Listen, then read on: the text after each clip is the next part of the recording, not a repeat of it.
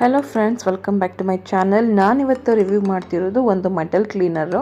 ನಾನು ಮೀಶೋಯಿಂದ ಈ ಒಂದು ಮೆಟಲ್ ಕ್ಲೀನರ್ನ ತರಿಸಿದ್ದೆ. ಅದ್ರ ಜೊತೆಗೆ ನೋಡಿ ಒಂದು ಹುಕ್ಕನ್ನು ಕೂಡ ಕಾಂಪ್ಲಿಮೆಂಟ್ರಿಯಾಗಿ ಫ್ರೀ ಕೊಟ್ಟಿದ್ದಾರೆ. ಸೊ ಇದು ಬಂದು ನಾನು ಈ ಬ್ರಾಸ್ದು ಮತ್ತು ಕಾಪರ್ದು ಐಟಮ್ಸ್ ಎಲ್ಲ ಕ್ಲೀನ್ ಮಾಡಲಿಕ್ಕೆ ಅಂತೇಳಿ ಲಿಕ್ವಿಡನ್ನು ನಾನು ಆರ್ಡರ್ ಮಾಡಿದ್ದು ಮೀಶೋಯಿಂದ. ತುಂಬಾ ಚೆನ್ನಾಗಿದೆ. ನಿಮ್ಮ ಮುಂದೆನೇ ಓಪನ್ ಮಾಡಿ ಅದನ್ನು ನಾನು ರಿವ್ಯೂ ಕೂಡ ಮಾಡ್ತಾ ಇದ್ದೀನಿ. ಇದರ ಹೆಸರು ನೋಡಿ, ರಾಕ್ ಇನ್ ರಾಯಲ್ ಹೋಮ್ ಕೇರ್ ಅಂತ ಹೇಳಿದ್ರು ಕಂಪನಿ ಹೆಸರು. ಇದು ಬರೀ ಕಾಪರ್ ಬ್ರಾಸ್ ಅಷ್ಟೇ ಅಲ್ಲದಂತೆ ಇದು ನಮಗೆ ಸಿಲ್ವರ್ನ ಹಾಗೆ ಅಲ್ಯೂಮಿನಿಯಮನ್ನು, ಐರನನ್ನು ಇದೆಲ್ಲನೂ ಕೂಡ ಕ್ಲೀನ್ ಮಾಡಲಿಕ್ಕೆ ತುಂಬಾ ಹೆಲ್ಪ್ಫುಲ್ ಆಗಿದೆ. ಇದರದ್ದು ಕ್ವಾಂಟಿಟಿ ಬಂದು 200 ml ಇದೆ.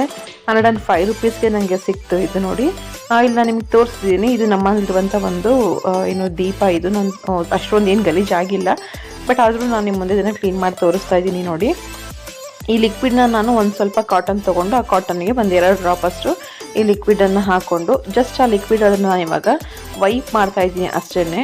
ಇದಕ್ಕೆ ಯಾವುದೇ ಸೋಪ್ ಬೇಡ, ಏನು ಬೇಡ, ಯಾವುದೇ ರೀತಿಯ ಬೇರೆ ಯಾವುದೇ ಪೌಡರ್ಸ್ಗಳು ಏನೂ ಬೇಡ.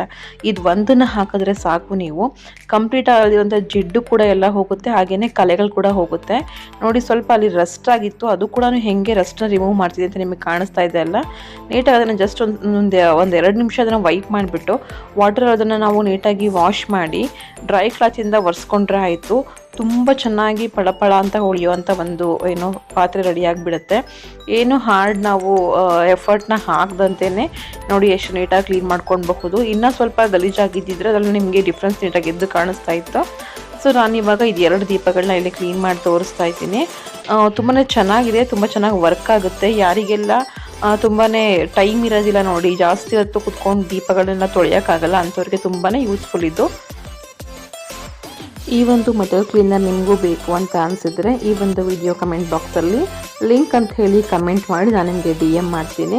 ಸೊ ಇಷ್ಟ ಆದವರು ಖಂಡಿತವಾಗ್ಲೂ ಹೋಗಿ ಬೇಗ ಈ ಒಂದು ಪ್ರಾಡಕ್ಟನ್ನು ಬೈ ಮಾಡಿ ನಿಮ್ಮ ಒಂದು ಟೈಮನ್ನು, ನಿಮ್ಮ ಎಫರ್ಟನ್ನು ಸೇವ್ ಮಾಡ್ಕೊಳ್ಳಿ ಅಂತ ಹೇಳ್ತಾ thank you for watching. Bye.